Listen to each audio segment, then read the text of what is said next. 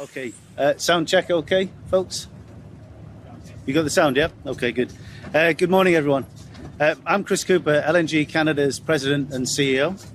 On behalf of everybody at LNG Canada, I want to thank you all for making the trip here today. We're very pleased and honoured to welcome you to our beautiful facility, especially with weather like this. I want to extend a special thanks to Premier Eby and to Minister Dix and members of their staff for also taking the time to visit with us. I want to also express our deep gratitude to the Haisla Nation, in whose traditional territory we're gathered and where LNG Canada calls home. Algunas decisiones institucionales no destacan por el gesto en sí, sino por las rupturas que provocan en el equilibrio entre socios estratégicos. El 10 de enero de 2026 partió de la costa oeste de Canadá el primer cargamento de gas natural licuado con destino directo a Asia. El buque zarpó de la terminal de Kitimat, en Columbia Británica, con destino a Corea del Sur, marcando el inicio de una nueva etapa en las exportaciones energéticas canadienses. El evento, coordinado bajo la supervisión de la Oficina de Grandes Proyectos del Gobierno Federal, fue descrito oficialmente como un hito comercial. Pero los datos que lo precedieron y los efectos que le siguieron indican que la medida tuvo implicaciones más amplias.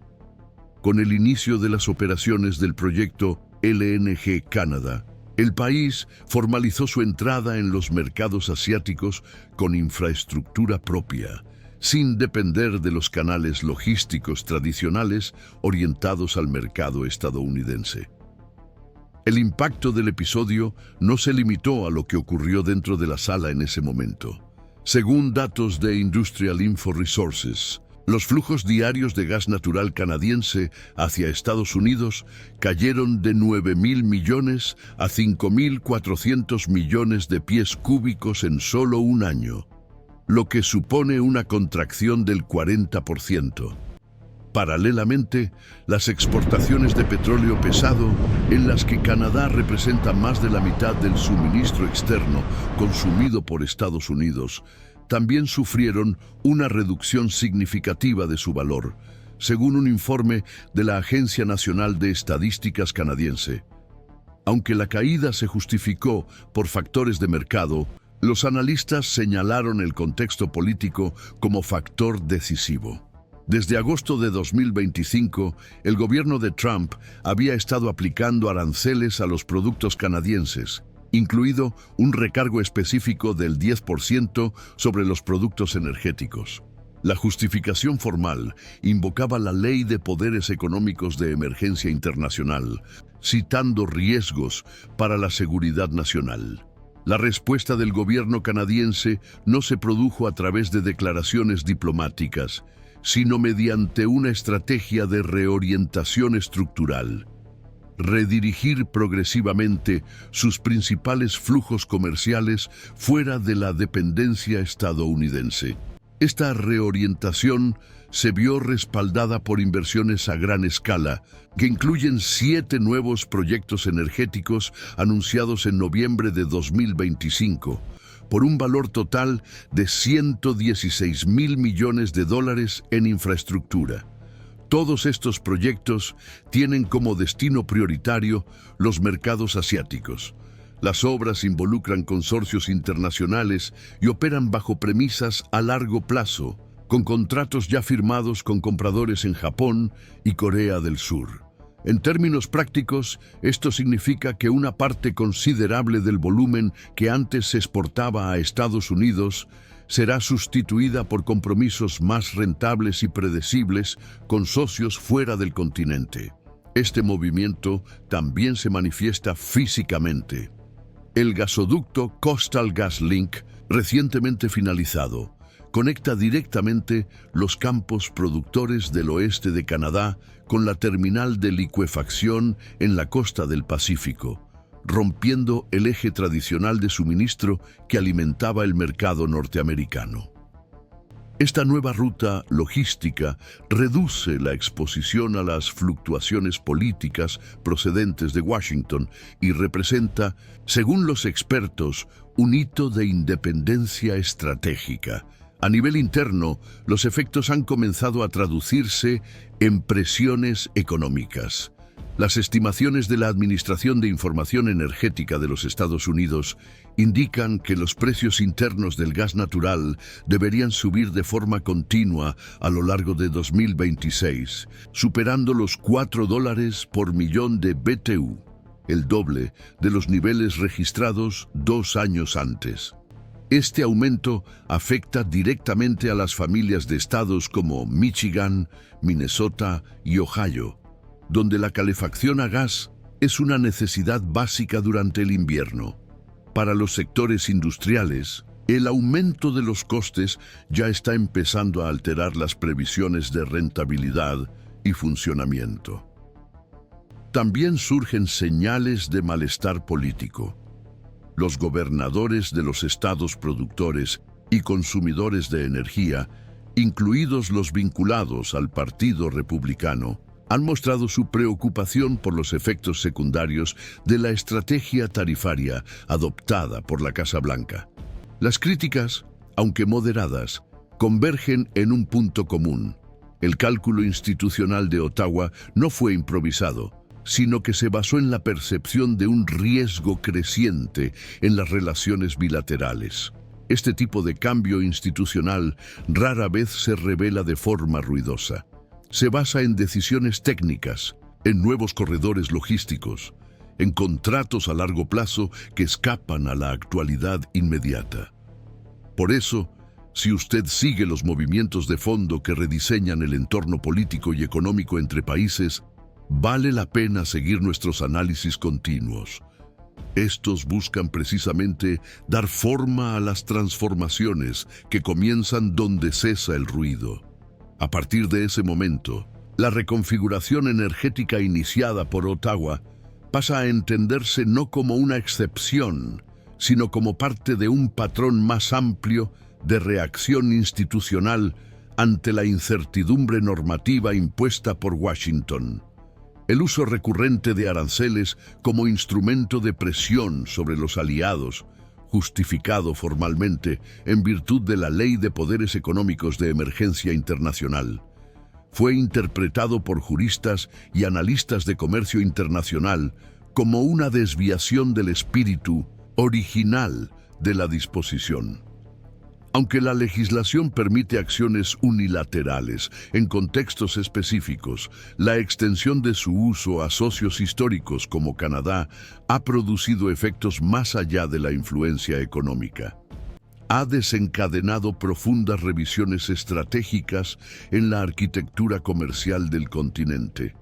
Es en este contexto que los proyectos estructurales promovidos por el gobierno canadiense adquieren un nuevo significado. La terminal de Kitimat, inaugurada en enero, es solo la primera etapa de una serie de proyectos destinados a consolidar los corredores energéticos transoceánicos. La fase inicial de LNG Canadá prevé la exportación de 14 millones de toneladas de gas natural licuado al año, lo que equivale a aproximadamente 3,7 mil millones de pies cúbicos al día. La fase 2, ya en evaluación por parte de los inversores, duplicaría esta capacidad. Paralelamente, el proyecto Cassily Sims LNG, con una capacidad estimada de 12 millones de toneladas al año, espera la decisión final de inversión aún en 2026. Ambos proyectos se han concebido centrándose exclusivamente en los mercados asiáticos, donde el precio del gas natural licuado supera en un 30 o 40% las cotizaciones del mercado norteamericano. Esta convergencia ayuda a entender por qué Canadá decidió vincular su nueva infraestructura a consorcios globales. Shell, Mitsubishi, Korea Gas y Petronas son algunos de los actores involucrados en la estructuración financiera y operativa de las terminales. Estos socios no solo garantizan la estabilidad contractual, sino que proyectan una red de intereses interdependientes que reduce el incentivo para retrocesos o revisiones unilaterales.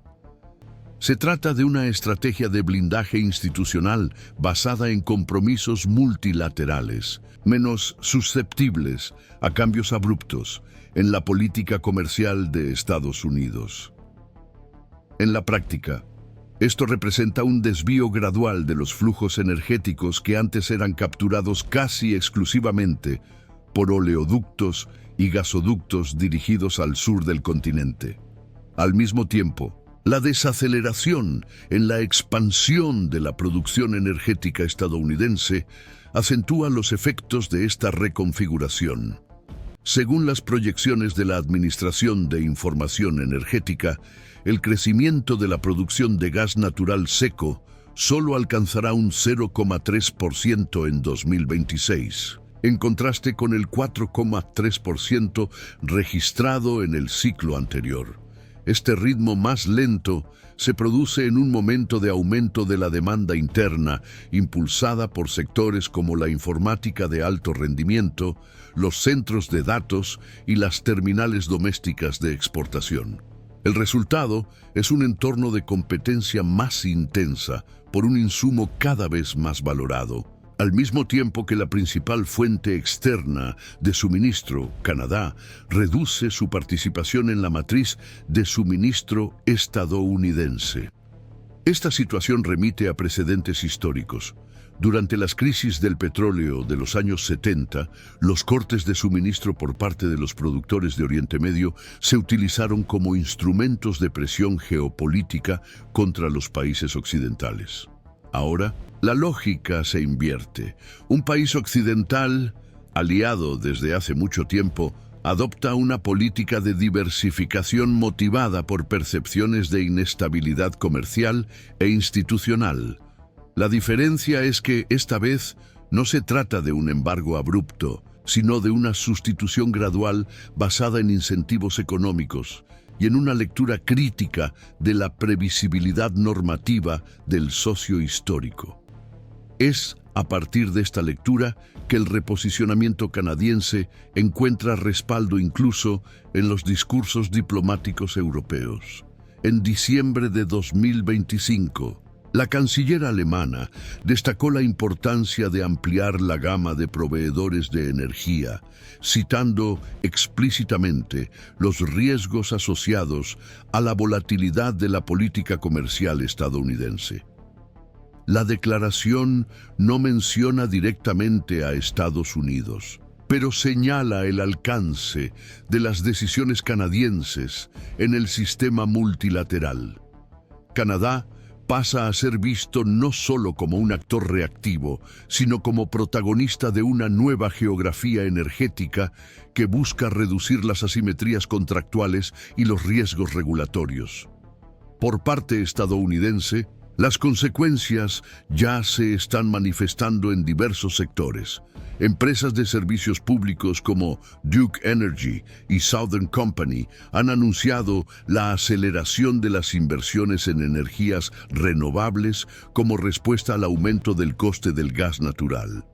Aunque positivas desde el punto de vista medioambiental, estas iniciativas requieren largos plazos de maduración, lo que significa que la presión sobre los precios tiende a persistir a corto y medio plazo.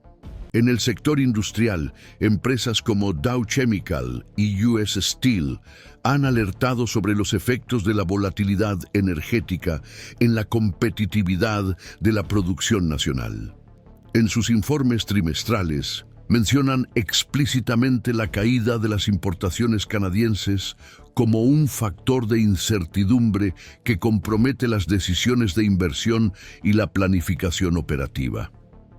Las reacciones en el Congreso también ilustran la magnitud de la tensión institucional.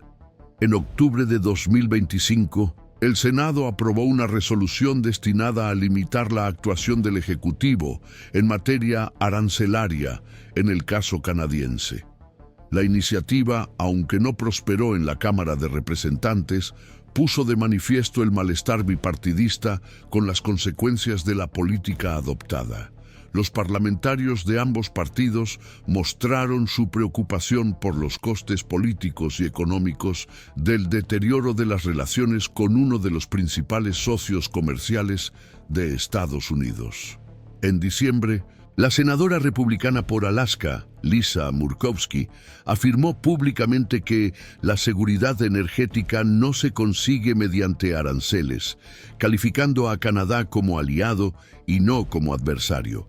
Esta declaración, aunque aislada, indica que el debate interno sobre los límites del uso estratégico del comercio está en curso. En este entorno de convergencia entre variables técnicas, jurídicas y geopolíticas, los analistas especializados han comenzado a identificar el caso Canadá-Estados Unidos como un estudio de transformación en la lógica del poder continental. El concepto de alianza funcional, basado en la previsibilidad mutua, comienza a ser sustituido por acuerdos comerciales pragmáticos, sustentados por ganancias en eficiencia y seguridad contractual. Este nuevo modelo no rechaza la asociación con Estados Unidos, pero deja de tomarla como un supuesto. Con el tiempo, la cobertura detallada de procesos como este se vuelve aún más relevante. Por lo tanto, si usted sigue la política institucional y económica con un enfoque en los efectos a medio y largo plazo, vale la pena mantenerse al tanto de los análisis que priorizan el contexto, la convergencia y las implicaciones sistemáticas como los que buscamos construir aquí. A partir de aquí, el eje de la disputa se desplaza al campo interpretativo. En el siguiente bloque, examinaremos las lecturas divergentes sobre los impactos de este cambio, los dilemas institucionales que plantea y los caminos aún abiertos en las decisiones futuras. Hay diferentes interpretaciones sobre si el cambio que se está produciendo en las relaciones energéticas entre Canadá y Estados Unidos representa solo un ajuste coyuntural o, por el contrario, un cambio institucional más profundo. Para algunos analistas vinculados a centros de investigación en comercio internacional y política exterior, lo que Ottawa está llevando a cabo no debe interpretarse como una reacción temporal a los aranceles o a los rumores diplomáticos. El argumento central de esta corriente es que se ha producido un cambio en la percepción del grado de previsibilidad que ofrece el entorno decisorio en Washington. En este sentido, Canadá ha pasado a tratar la inestabilidad regulatoria como un riesgo estructural y no como una excepción episódica. Así, la reorganización energética canadiense sería menos un movimiento defensivo y más una reconfiguración estratégica duradera, motivada por el entendimiento de que los mecanismos tradicionales de protección contractual y las garantías jurídicas ya no funcionan por sí solos como frenos suficientes contra las intervenciones políticas unilaterales. Otra línea de evaluación, sin embargo, sugiere que es prematuro describir este proceso como un punto sin retorno. Los expertos del sector, especialmente aquellos con experiencia directa en acuerdos de suministro, sostienen que la arquitectura energética continental aún conserva márgenes relevantes de flexibilidad. Para este grupo, aunque Canadá está ampliando rutas, expandiendo terminales y alineando compromisos con mercados más lejanos, los elementos físicos y operativos del sistema siguen siendo capaces de permitir reajustes en caso de que cambien las condiciones políticas y económicas. Esta interpretación sostiene que la interdependencia histórica entre los dos países no desaparece rápidamente, especialmente porque implica una infraestructura integrada, normas industriales compartidas y cadenas de consumo que no pueden sustituirse sin costes. Desde este punto de vista, el principal efecto de la reorganización actual sería establecer una nueva condición de negociación, en la que Canadá pasaría a operar con más alternativas, pero sin abandonar necesariamente la lógica continental como eje principal. La disputa interpretativa se extiende al ámbito jurídico, donde el debate se ha vuelto aún más delicado. El uso de la Ley de Poderes Económicos de Emergencia Internacional por parte del gobierno de Trump como base para las medidas arancelarias ha reabierto el debate sobre el límite real de las excepciones previstas en la legislación estadounidense cuando se aplican a los aliados comerciales. Las decisiones judiciales en los tribunales federales, aunque sujetas a apelación, han planteado dudas sobre la coherencia de la justificación de emergencia en contextos en los que existe un historial de tratados, compromisos de libre comercio y mecanismos formales de arbitraje. Para los juristas que han comparecido ante comisiones legislativas y foros especializados, el problema no es solo el resultado inmediato de un arancel, sino el precedente normativo que se crea cuando instrumentos concebidos para situaciones excepcionales pasan a utilizarse como herramienta habitual de política económica. Esta ampliación interpretativa puede reducir la confianza de los socios en la estabilidad de las normas, alimentando el impulso de diversificación institucional. Desde el punto de vista económico, los informes de consultoras y grupos de riesgo político apuntan a señales de continuidad en la estrategia canadiense iniciada en 2025. La tendencia descrita por entidades como Deloitte y Eurasia Group indica que Canadá debería mantener la trayectoria de diversificación de destinos y rutas, con un impacto creciente en la composición de la balanza comercial. Las proyecciones para el rendimiento del Producto Interior Bruto canadiense en 2026 muestran una desaceleración moderada en comparación con el ciclo anterior, pero también sugieren un aumento relativo de la participación de los sectores orientados a la exportación fuera del bloque. Este detalle se ha interpretado como una prueba de que el reajuste energético se está incorporando a un proyecto más amplio de reorganización económica, en el que la política industrial pasa a operar con mayor independencia respecto al eje continental tradicional. En el plano político interno de Estados Unidos, los efectos aún no han alcanzado un punto de consolidación, pero ya han provocado reacciones dispersas. Gobernadores, parlamentarios y representantes de sectores industriales han comenzado a mostrar su preocupación por el aumento de los costes energéticos, el encarecimiento de las cadenas de producción y la pérdida de previsibilidad en los contratos relacionados con la energía. No obstante, la transformación de estas preocupaciones en medidas correctivas concretas depende del calendario electoral y de la disposición institucional del Congreso para abordar el tema de forma estructurada. La proximidad de las elecciones legislativas de 2026 puede acelerar las presiones internas, sobre todo si el impacto económico de la reorganización energética se materializa en pérdidas visibles de competitividad industrial. Al mismo tiempo, si la línea política actual se mantiene sin cambios, la percepción de los socios externos tiende a consolidarse, la de que las bases de la relación bilateral ya no funcionan con los mismos parámetros que en el pasado. Es en este entorno donde se acentúan los dilemas institucionales.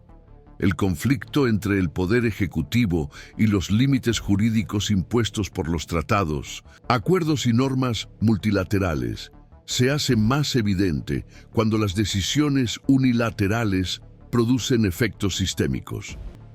Además, la relación entre socios tradicionales pasa a estar condicionada no solo por el precio y la eficiencia, sino por factores como la confianza normativa, la estabilidad de las normas y la capacidad de señalización estratégica.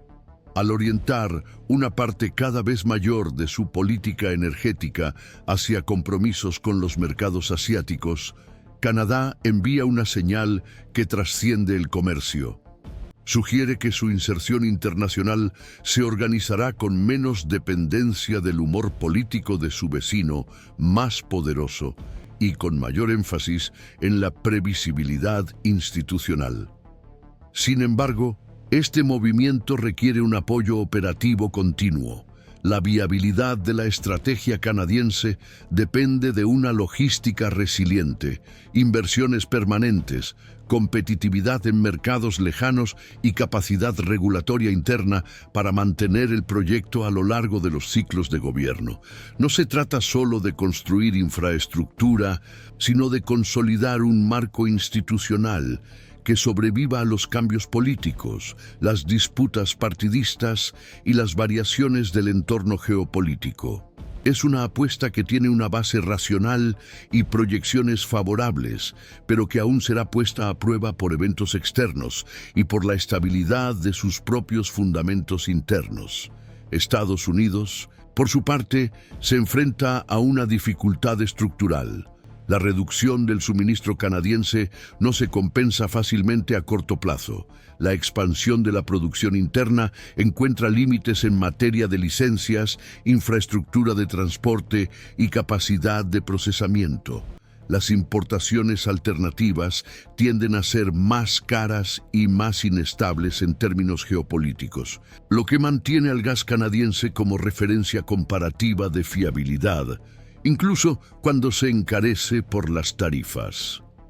Esta paradoja crea un escenario de presión interna en el que el coste político de mantener medidas restrictivas puede aumentar a medida que los sectores industriales sienten efectos prolongados en la competitividad. En el escenario internacional, el episodio reaviva el debate sobre el uso instrumental del comercio como herramienta de política exterior y sobre la erosión práctica de los compromisos multilaterales. Cuando los socios se dan cuenta de que las reglas pueden reinterpretarse de manera expansiva para justificar medidas unilaterales, aumenta el incentivo para buscar rutas alternativas, nuevas alianzas y mecanismos complementarios de protección. El caso canadiense demuestra cómo las decisiones basadas en disputas internas en Estados Unidos pueden tener efectos de largo alcance sobre alianzas consolidadas, alterando comportamientos y acelerando reorganizaciones que, una vez iniciadas, cobran dinámica propia. Hasta ahora, lo que existe no es una conclusión definitiva, sino un patrón emergente. Las declaraciones públicas, los informes técnicos y los discursos oficiales indican que aún no hay consenso sobre cuál será el resultado, pero se observa una tendencia al distanciamiento funcional, motivada por evaluaciones institucionales de riesgo y por una búsqueda creciente de resiliencia. En los próximos 30 a 90 días, los acontecimientos operativos relevantes deberían redefinir los límites del proceso, como los avances en las fases adicionales de la terminal LNG Canadá y la evolución de los contratos asiáticos a largo plazo. Una vez firmados e institucionalizados, estos contratos tienden a reducir aún más la capacidad de revertir completamente la trayectoria actual. Por lo tanto, observar atentamente los próximos hitos es esencial para comprender cómo las decisiones tomadas bajo una lógica inmediata pueden generar efectos estructurales. Si busca análisis claros, sin atajos ni simplificaciones fáciles, este canal sigue atento a las señales que, en conjunto, indican hacia dónde se está moviendo el eje institucional de América del Norte. Las estructuras ya han cambiado de posición, y el nuevo orden aún se está definiendo.